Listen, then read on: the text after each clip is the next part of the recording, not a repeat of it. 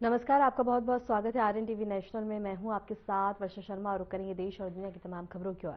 बड़ी खबर है जहां बता दें कि प्रधानमंत्री मोदी का आज अजमेर का दौरा है। पीएम मोदी की अजमेर में जनसभा होगी। पीएम देंगे प्रदेश को बता दें कि कई करोड़ों की सौगात और इसके साथ ही युवाओं को नियुक्ति पत्र भी प्रदान किए जाएंगे। एचपीवी टीकाकरण अभियान में भी शुरुआत करेंगे। सभा स्तर पर किए गए हैं पुख्ता इंतजाम। इस वक्त की बड़ी खबर हम आपको बता रहे हैं जहां प्रधानमंत्री नरेंद्र मोदी आज अजमेर के दौरे पर रहेंगे, जहां एक विशाल जनसभा को भी संबोधित करेंगे। इस दौरान प्रधानमंत्री प्रदेश को बता दें कि कई करोड़ की विकास कार्यों और परियोजनाओं की सौगात देंगे। इसके साथ ही कार्यक्रम में बता दें कि युवाओं को नियुक्ति पत्र भी वितरित किए जाएंगे, जिससे प्रदेश में रोजगार के नए अवसर सृजित होंगे। इसके साथ ही प्रधानमंत्री राष्ट्रीय एचपीवी टीकाकरण अभियान की भी शुरुआत करेंगे, जिसका उद्देश्य स्वास्थ्य, जन जागरूकता और सुरक्षा को बढ़ावा देना है। और साथ ही बता दें कि सभा स्थल पर सुरक्षा व्यवस्थाओं के पुख्ता इंतजाम किए गए हैं। बड़ी संख्या में लोगों के पहुंचने की संभावना को देखते हुए प्रशासन ने व्यापक तैयारियां की हैं। इस वक्त की बड़ी खबर हम आपको बता रहे हैं, प्रधानमंत्री नरेंद्र मोदी का अजमेर का दौरा है, जहां बता दें कि एक विशाल जनसभा को भी संबोधित करेंगे पीएम मोदी और इसके साथ ही विकास परियोजनाओं की सौगात देंगे। और इसके साथ ही तमाम तैयारियां की गई हैं। उनके दौरे को लेकर पुख्ता इंतजाम किए गए हैं और विभिन्न विकास परियोजनाओं की सौगात भी देंगे। इसके साथ ही कार्यक्रम में युवाओं को नियुक्ति पत्र भी वितरित किए जाएंगे, जिससे प्रदेश में रोजगार के नए अवसर सृजित होंगे। इसके साथ ही प्रधानमंत्री टीकाकरण अभियान की भी शुरुआत करेंगे, जिसका उद्देश्य स्वास्थ्य जागरूकता और सुरक्षा को बढ़ावा देना है। सभा स्थल पर सुरक्षा व्यवस्थाओं के पुख्ता इंतजाम किए गए हैं। बड़ी संख्या में लोगों के पहुंचने की संभावना को देखते हुए प्रशासन ने व्यापक तैयारियां की हैं।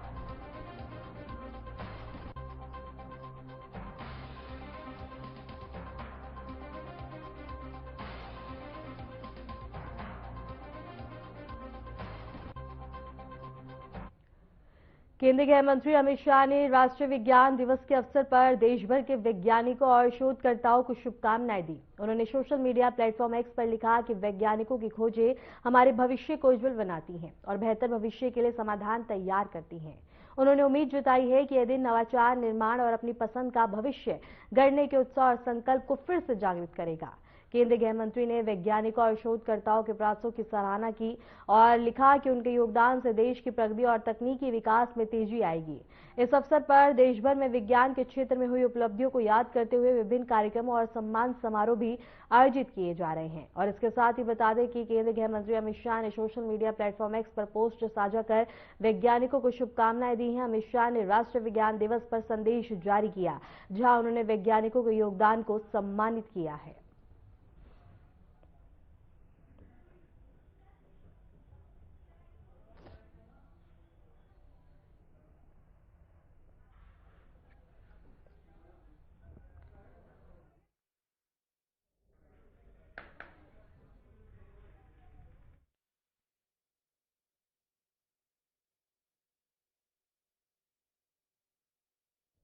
भारत के पूर्व उपराष्ट्रपति जगदीप धनखड़ ने आज उज्जैन के प्रसिद्ध महाकालेश्वर मंदिर में भस्म आरती में शामिल होकर आस्था और श्रद्धा का प्रदर्शन किया।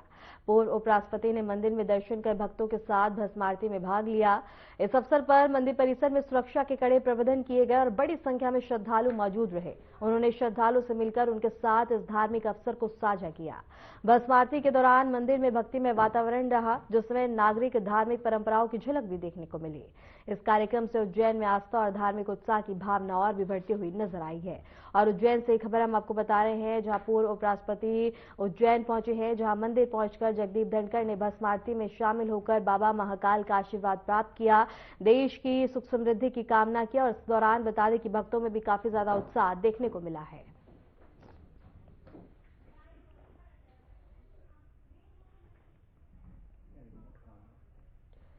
दिल्ली की मुख्यमंत्री रेखा गुप्ता ने आज राष्ट्रीय राजधानी में डबल डेकर बस सेवा का शुभारंभ किया। यह बस पूरी तरह से इलेक्ट्रिक है और प्रदूषण रहित और सीटों के साथ लो फ्लोर सुविधा प्रदान करती है। मुख्यमंत्री ने कहा कि यह बस पर्यटन क्षेत्र को बढ़ावा देने के लिए कई वर्षों बाद दिल्ली की सड़कों पर उतर रही है। इस बस के माध्यम से शहर के ऐतिहासिक और सांस्कृतिक स्थलों पर प्रचार किया जाएगा और पर्यटकों को शानदार अनुभव मिलेगा। उन्होंने बता दें कि हिंदुजा समूह को उनके कार्यक्रम के तहत बस उपहार देने के लिए धन्यवाद दिया। मुख्यमंत्री ने बताया कि निश्चित मार्ग पर यह बस दिल्ली की संस्कृति, इतिहास और स्मारकों को प्रदर्शित करेगी और नए पर्यटन क्षेत्र के विकास में मदद करेगी। इस नई पहल से न केवल पर्यटकों को सुविधा मिलेगी, बल्कि शहर में पर्यावरण सुधार और स्मार्ट पर्यटन को बढ़ावा भी मिलेगा।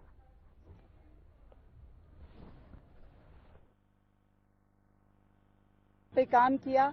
आज हमारे टूरिस्ट सेक्टर को और बढ़ाने के लिए ये जो आप देख रहे हैं डबल डेकर बस दिल्ली में जो बहुत सालों पहले कभी चला करती होगी, हम में से बचपन में कभी किसी ने देखी होगी, आज फिर से एक बार सालों बाद दिल्ली की सड़कों पे ये डबल डेकर बस चलेगी, जो कि अपने आप में बहुत ही मॉडर्न है, जो कि लो फ्लोर 65 सीटर बस है।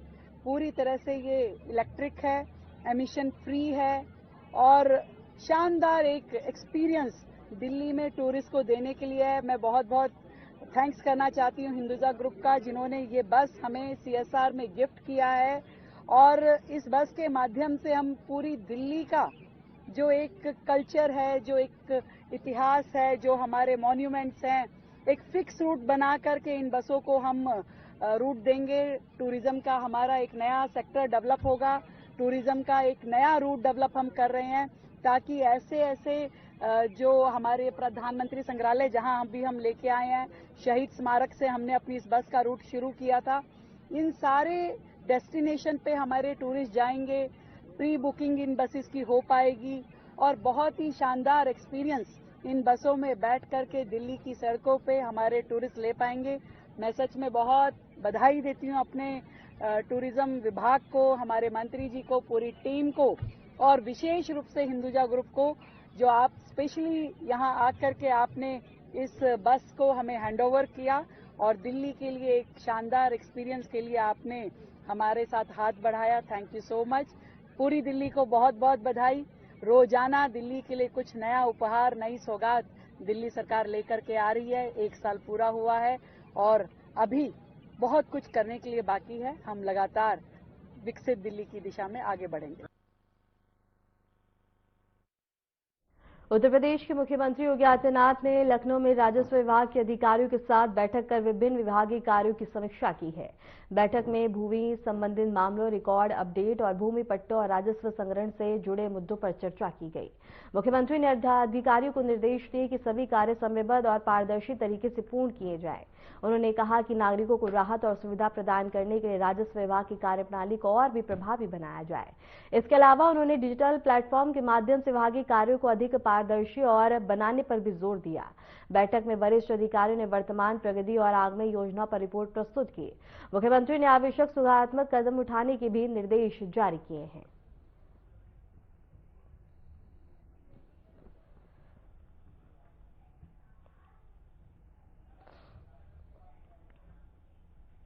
रुक करेंगे बड़ी खबर की ओर। लखनऊ से बड़ी खबर है, जहां सीएम योगी आदित्यनाथ देंगे होली का उपहार। लखनऊ में महिलाओं को फ्री गैस की उपहार दी जाएगी।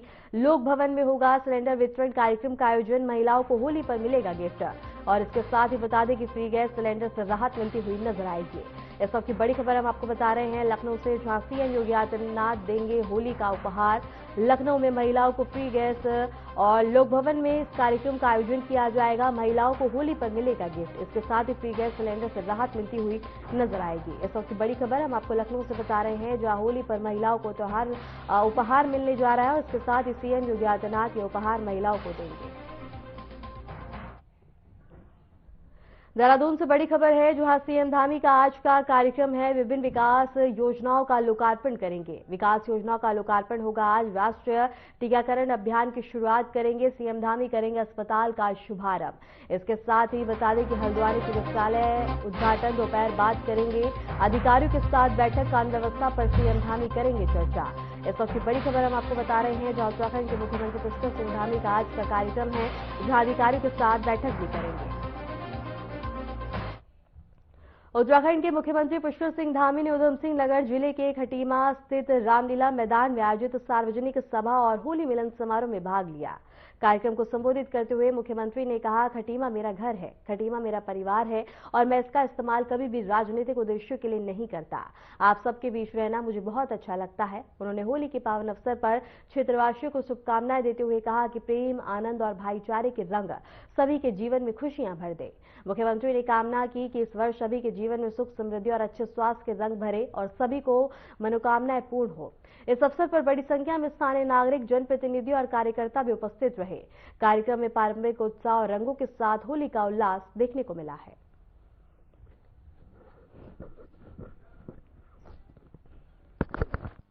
अपने परिवारजनों के बीच में आया हूं, क्योंकि खटीमा मेरा घर है, खटीमा मेरा परिवार है और मैं कभी भी इसको किन्हीं राजनीतिक कारणों से कभी इसका आकलन नहीं करता हूं। और पहले मैं बार बार आता था, आपको पता होगा, और अब भी बार बार आता हूं। एक हफ्ते में भी 2 बार आ जाता हूं, महीने में 4 बार भी आ जाता हूं, कई बार आ जाता हूं। पहले कुछ लोगों को परेशानी भी हो जाया करती थी, लेकिन बुरा ना मानो, होली है लेकिन अब मैं इसकी बहुत ज्यादा चिंता नहीं करता, क्योंकि मैं आप लोगों की चिंता करता हूं। मुझे लगता है कि उन चंद लोगों से जिनको यहां आना भी कई बार अखर जाता होगा, उनसे अच्छा मुझे आपसे मिलने में लगता है। अगर वो 5% बुरा मानते होंगे, तो मैं 1000% आप सबके बीच में आना मुझे अच्छा लगता है। इसलिए जब भी मुझे आप सबके बीच में आने का शुभ अवसर प्राप्त होता है, तो मेरे लिए ये बहुत आत्मीय क्षण होता है और मैं कोई न कोई अवसर मैं ढूंढता रहता हूं कि कहीं कार्यक्रम हो, हल्द्वानी कार्यक्रम हो, पिथौरागढ़ कार्यक्रम हो, बरेली कार्यक्रम हो, बगल में लोहाघाट में कार्यक्रम हो या रुद्रपुर में कार्यक्रम हो, तो मैं रात को, शाम को हमेशा आप सबके बीच में होता हूं, क्योंकि ये मेरे लिए मेरे परिवार से मिलने का क्षण होता है। आप सभी का प्रेम, उल्लास, भाईचारे के इस पावन पर्व होली की मैं आप सभी को शुभकामनाएं देता हूं कि होली के रंगों की तरह सभी खुशियों के रंग आपके जीवन में घुले, आपको वो सभी प्रकार की खुशियां मिलें। ईश्वर से मेरी प्रार्थना है कि आपके जीवन में सुख, समृद्धि और अच्छे स्वास्थ्यों के रंग से ईश्वर आपकी सभी मनोकामनाएं भर दे, पूरी कर दे।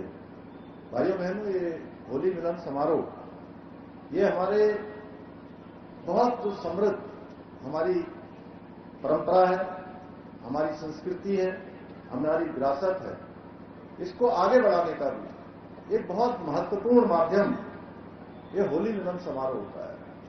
और इसके माध्यम से हम तमाम साल भर मन में कई बार कभी न्यूनता आती है, कभी उसमें संकुचन आता है, कभी थोड़ा हम अलग अलग हो जाते हैं, लेकिन होली एक ऐसा त्योहार है जो हमको गले लगाकर, एक दूसरे से गले मिलकर, मन में कोई छोटी चीजें हैं, न्यूनता है, उसको विस्तार देने का, उसको आकार देने का और आत्मीय होने का अवसर हमको ये होली का पर्व देता है। मुख्यमंत्री डॉक्टर मोहन यादव ने इलाहाबाद जिले के उदयगढ़ में आयोजित भोगरिया पर्व में भाग लेकर कार्यक्रम की गरिमा बढ़ाई है। मुख्यमंत्री ने उत्सव में उपस्थित लोगों के साथ कार्यक्रमों का आनंद लिया और स्थानीय संस्कृति और परंपराओं को सराहा। उन्होंने कहा कि भोगरिया पर्व केवल उत्सव नहीं बल्कि सामाजिक और सांस्कृतिक एकता का प्रतीक है। कार्यक्रम में प्रशासन ने सुरक्षा व्यवस्था का पूरा ध्यान रखा। मुख्यमंत्री ने स्थानीय लोगों और उपस्थित प्रतिभागियों से बातचीत कर उनकी सांस्कृतिक पहल और उत्साह की सराहना की। भविष्य में ऐसे उत्सवों को और भी प्रोत्साहित करने की योजना पर मुख्यमंत्री ने जोर दिया ताकि पारंपरिक रीति रिवाज और सांस्कृतिक धरोहर सुरक्षित रह सके।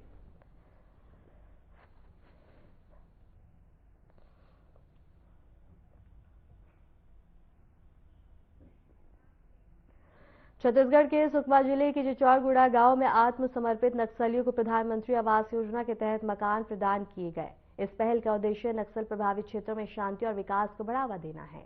आत्मसमर्पित नक्सलियों को नए मकान देकर उन्हें समाज की मुख्यधारा में शामिल करने का प्रयास किया जा रहा है। प्रधानमंत्री आवास योजना के तहत मकान मिलने से लाभार्थियों को स्थायी आवास की सुविधा मिली है और उनके जीवन स्तर में सुधार की उम्मीद है। प्रशासन ने कार्यक्रम के सुचारू संचालन और सुरक्षा व्यवस्था का भी ध्यान रखा। इस अवसर पर स्थानीय अधिकारियों और गांववासियों ने भी कार्यक्रम में भाग लिया और विकास कार्यों की सराहना की है।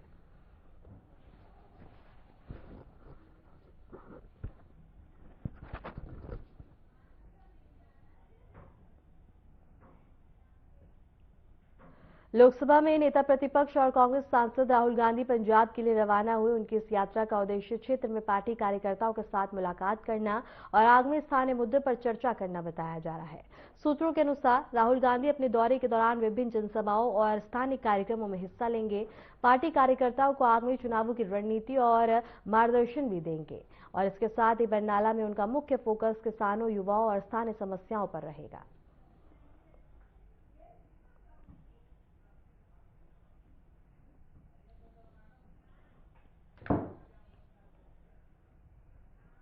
राष्ट्रीय राजमार्ग 25 पर एक गंभीर सड़क दुर्घटना में 6 लोगों की मौत हो गई, जबकि कई अन्य गंभीर रूप से घायल हुए हैं। घटना की सूचना मिलते ही पुलिस और आपातकालीन सेवाएं मौके पर पहुंच गई और घायल व्यक्तियों को पास के अस्पताल में भर्ती करवाया। स्थानीय अधिकारियों ने दुर्घटना की वजह और पीड़ितों की पहचान के लिए जांच शुरू कर दी। सड़क दुर्घटना के कारण मार्ग पर यातायात प्रभावित हुआ। प्रशासन ने लोगों से मार्ग को खाली रखने और बचाव कार्यों में सहयोग देने की अपील की। घायलों का इलाज स्थानीय अस्पतालों में जारी है और मृतकों के परिजनों को सहायता प्रदान करने की प्रक्रिया शुरू कर दी गई है। और इसके साथ ही बता दें कि एक सड़क दुर्घटना देखने को मिली है जिसमें 6 लोगों की मौत हो गई है और इसमें कई लोग घायल भी हुए हैं, जिन्हें तुरंत ही अस्पताल में भर्ती करवाया गया। घटना की सूचना मिलते ही पुलिस और आपातकालीन सेवाएं मौके पर पहुंच गई और घायल व्यक्तियों को पास के अस्पताल में भर्ती करवाया। स्थानीय अधिकारियों ने दुर्घटना की वजह और पीड़ितों की पहचान के लिए जांच शुरू कर दी है। सड़क दुर्घटना के कारण मार्ग पर यातायात प्रभावित हुआ। प्रशासन ने लोगों से मार्ग को खाली रखने और बचाव कार्य में सहयोग देने की अपील की। घायलों का इलाज स्थानीय अस्पतालों में जारी है और मृतकों के परिजनों को सहायता प्रदान करने की प्रक्रिया शुरू कर दी गई है।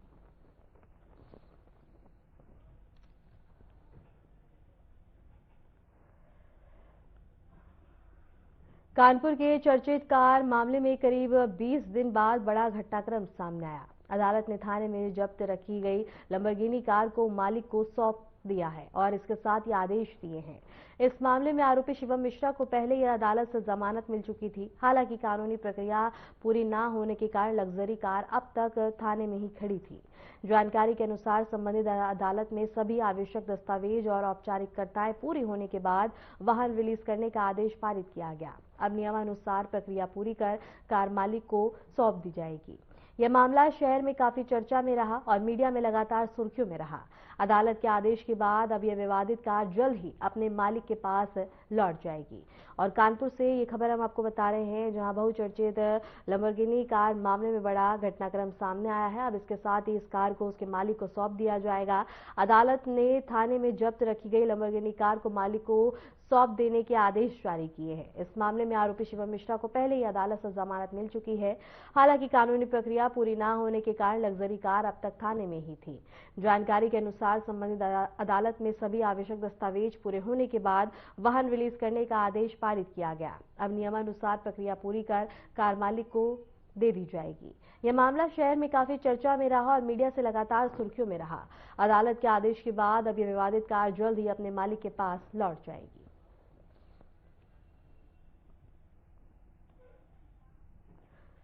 दिल्ली के मॉडल टाउन इलाके में देर रात एक दिल दहला देने वाली लूट की घटना सामने आई। पुलिस ने बताया कि 3 अज्ञात अपराधियों ने एक 22 वर्षीय दुकानदार को निशाना बनाया और बंदूक और चाकू की नोक पर उससे 14 लाख रुपए की रकम लूट ली।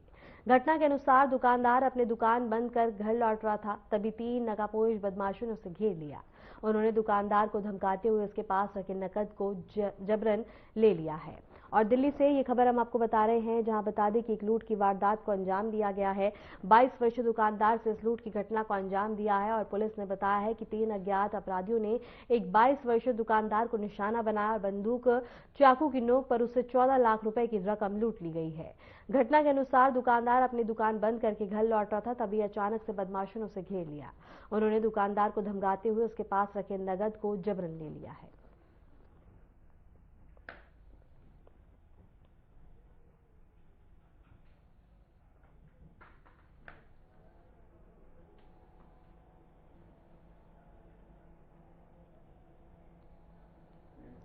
भिवंडी में एक कंपनी में भीषण आग लग गई है, जिससे इलाके में अफरा तफरी का माहौल बन गया। आग की सूचना मिलते ही दमकल विभाग की कई गाड़ियां मौके पर पहुंच गई और आग पर काबू पाने के लिए राहत और बचाव कार्य शुरू कर दिया है।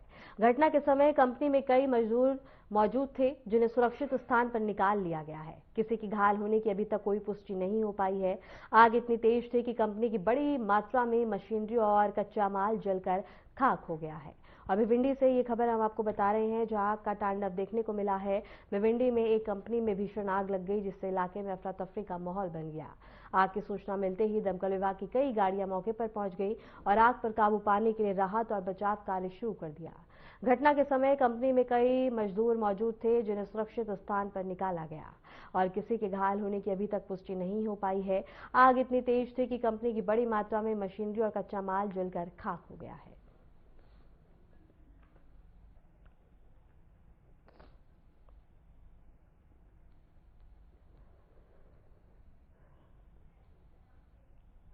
राष्ट्रीय राजधानी दिल्ली में आज सुबह आसमान में बता दें कि बादल छाए रहे। हल्की धूप और बादलों के बीच मौसम सुहाना नजर आया। पूर्वी दिल्ली स्थित अक्षरधाम मंदिर क्षेत्र में सुबह के मनमोहक दृश्य सामने आए, जहां बादलों की हल्की परतों के बीच मंदिर परिसर का दृश्य आकर्षक दिखाई दिया। मौसम में हल्की ठंडक और शांत वातावरण के कारण सुबह की सैर पर निकले लोगों ने सुहाने मौसम का आनंद लिया।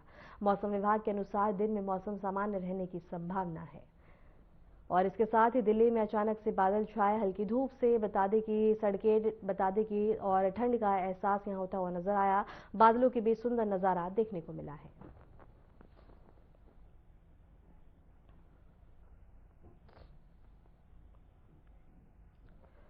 वाराणसी स्थित काशी विश्वनाथ मंदिर में रंगभरी एकादशी के अवसर पर बड़ी संख्या में श्रद्धालु एकत्रित हुए। इस दौरान भक्तों ने उल्लास के साथ होली खेली और भगवान के दर्शन किए।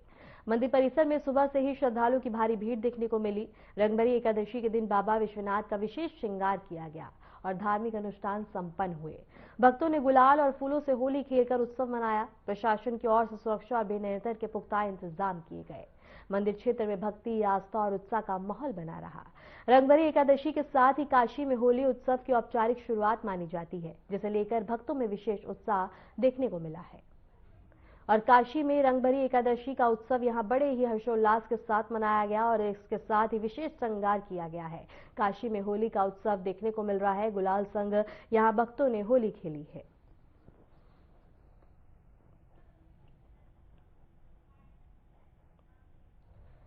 फिलहाल के लिए खबरों में इतना ही और ऐसे देश और दुनिया की तमाम खबरों को जानने के लिए देखते रहिए RNTV नेशनल।